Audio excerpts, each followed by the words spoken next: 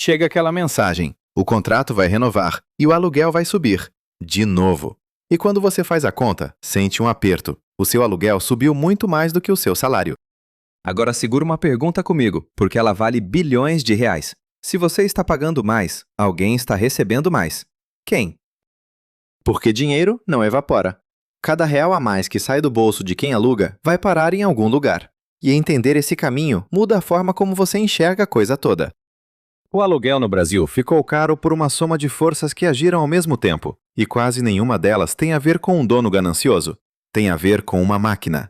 Hoje a gente vai abrir essa máquina, peça por peça, e no fim tem uma reviravolta. O motivo mais profundo de tudo isso não é o que te contam. Vamos começar pelo vilão que todo mundo conhece, o índice de reajuste. Quase todo contrato de aluguel tem uma regra. Uma vez por ano, o valor sobe de acordo com o índice. E por décadas, o índice mais usado foi um com o nome que você já deve ter visto no seu contrato, o IGPM. E aqui está a primeira coisa que quase ninguém percebe. O IGPM não foi feito para medir o custo de morar. Ele mede principalmente preços no atacado, o preço de produtos que as empresas vendem uma para outra, muito influenciado pelo dólar e pelas commodities, a soja, o minério, o petróleo. Sentiu a estranheza? O reajuste do teto sobre a sua cabeça estava colado no preço do dólar e da soja. E foi exatamente isso que explodiu na pandemia. Em 2020, o dólar disparou, as commodities dispararam e o IGPM foi junto. Chegou o momento, por volta de 2021, em que esse índice acumulou uma alta de mais de 30% em 12 meses. Pensa no que isso significou. Milhões de contratos de aluguel, na hora de renovar, vieram com um reajuste que podia passar de 30%. No ano em que o salário de quase ninguém subiu 30%. Foi aí que a palavra IGPM virou pesadelo. E muita gente, com razão, começou a trocar o índice do contrato para um mais ligado ao dia a dia, como o IPCA, a inflação oficial. Mas trocar o índice aliviou uma parte do problema. Não resolveu. Porque o índice era só a ponta visível. Por baixo dele, duas forças bem maiores estavam trabalhando ao mesmo tempo. E é aqui que a máquina fica interessante. Imagine uma tesoura. Uma lâmina é a demanda por aluguel. Quanta gente quer alugar? A outra é a oferta. Quantos imóveis existem para alugar? Quando as duas lâminas se movem na direção certa ao mesmo tempo, elas cortam. E o que fica espremido no meio é o preço, subindo. Foi exatamente isso que aconteceu. As duas lâminas se fecharam juntas. Vamos pela demanda primeiro. Depois da pandemia, a taxa básica de juros do país, a Selic, subiu forte, chegando a quase 14% ao ano. E juro alto tem um efeito direto. Financiar a compra de um imóvel fica caríssimo. As parcelas de um financiamento incham. Então muita gente que estava a ponto de comprar a casa própria desistiu e foi para o aluguel. A fila do aluguel aumentou. Some a isso o movimento das pessoas voltando para as grandes cidades, os escritórios reabrindo, todo mundo se reorganizando ao mesmo tempo. A demanda por um teto para alugar disparou. Agora, a outra lâmina, a oferta. E aqui tem duas coisas. A primeira, construir ficou mais caro. O custo dos materiais e da mão de obra subiu bastante nesses anos. Prédio mais caro de construir significa menos lançamentos, e aluguel mais alto quando fica pronto.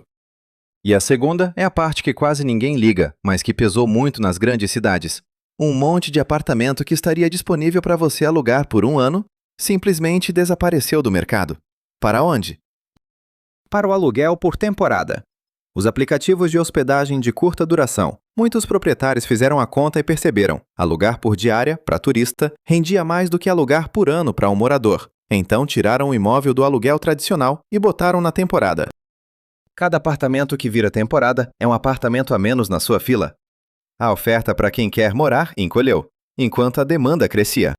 Demanda subindo, oferta caindo. A tesoura fechou. E o preço, espremido no meio, foi lá para cima. Agora vamos abrir o balanço, do jeito que a gente gosta neste canal. Quem ficou com esse dinheiro? De um lado, quem paga? O inquilino. E não é qualquer um. Em geral, quem aluga é mais jovem, tem menos patrimônio, ainda não conseguiu comprar. É justamente quem tem menos folga que sente o aperto primeiro. Do outro lado, quem recebe? O proprietário do imóvel, que viu o seu ativo render mais. As plataformas de aluguel, que ficam com uma fatia de cada contrato. E o mercado de temporada, que abocanhou a oferta. Repara no que aconteceu. Foi uma transferência de renda silenciosa, todo mês, de quem não tem imóvel para quem tem. de quem precisa de um teto, para quem trata teto como investimento.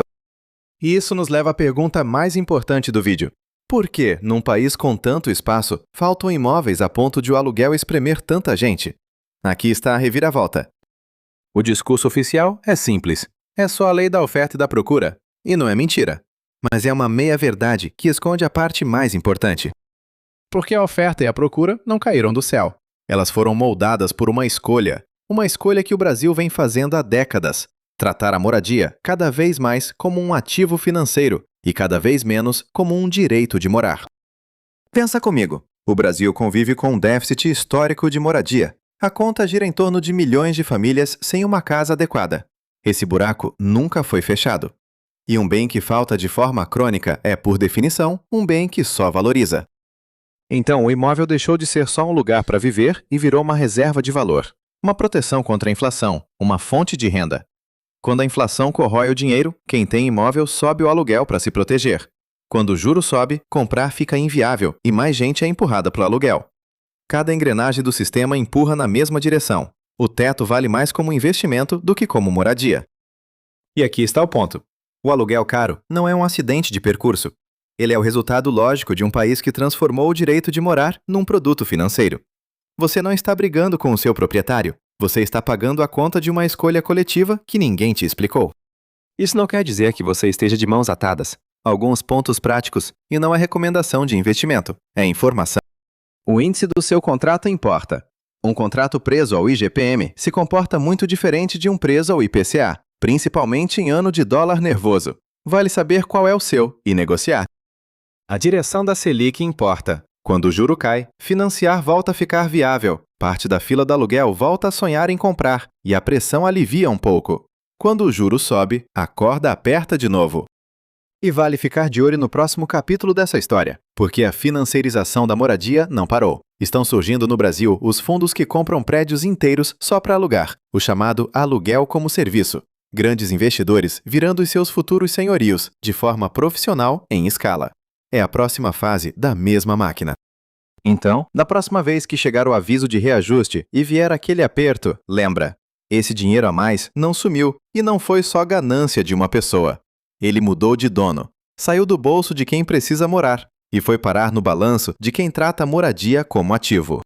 O dinheiro não desaparece, ele só muda de lado. E a beleza cruel do lucro é essa, ele sempre tem um endereço, só que quase nunca é o seu.